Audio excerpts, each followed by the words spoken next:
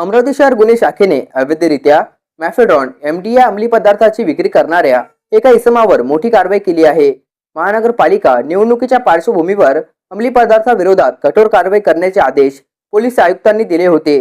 त्यानुसार ही कारवाई करण्यात आली आहे। दिनांक 13 जानेवारी 2026 रोजी अमरावती शहर गुन्हे शाखेचे पथक आयुक्तालय हद्दीत पेट्रोलिंग करत असताना गुप्त बातमीदारामार्फत खात्रीलायक माहिती मिळाली की कोटाजवळील पोस्ट ऑफिस परिसरात एक इसम अवैधरित्या मॅफेड्रॉन एमडी विक्रीच्या उद्देशाने येणार असल्याची माहिती होती।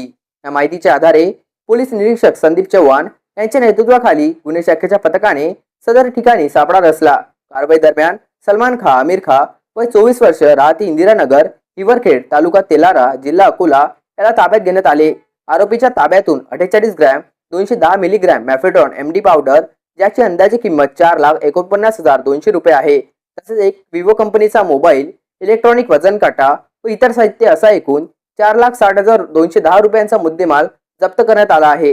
चौकशीत आरोपीने हा अंमली पदार्थ मुज्जू नावाच्या इसमाकडून घेतल्याचे सांगितले असून सदर आरोपी सध्या फरार आहे। त्याचा शोध सुरू आहे। या प्रकरणात पोलीस स्टेशन गाडगेनगर येथे एनडीपीएस कायद्यानुसार गुन्हा दाखल करण्यात आला आहे। ही कारवाई पोलीस आयुक्त राकेश ओला, पोलीस उपायुक्त गणेश शिंदे, श्याम गुगे तसेच वरिष्ठ अधिकाऱ्यांच्या मार्गदर्शनाखाली गुन्हे शाखेचे पोलीस निरीक्षक संदीप चव्हाण आणि त्यांच्या पथकाने यशस्वीरित्या पार पाडली। अशाच ताज्या बातम्या जाणून घेण्यासाठी न्यू महाराष्ट्र 24 न्यूजच्या यूट्यूब चॅनलला सबस्क्राईब करा। धन्यवाद।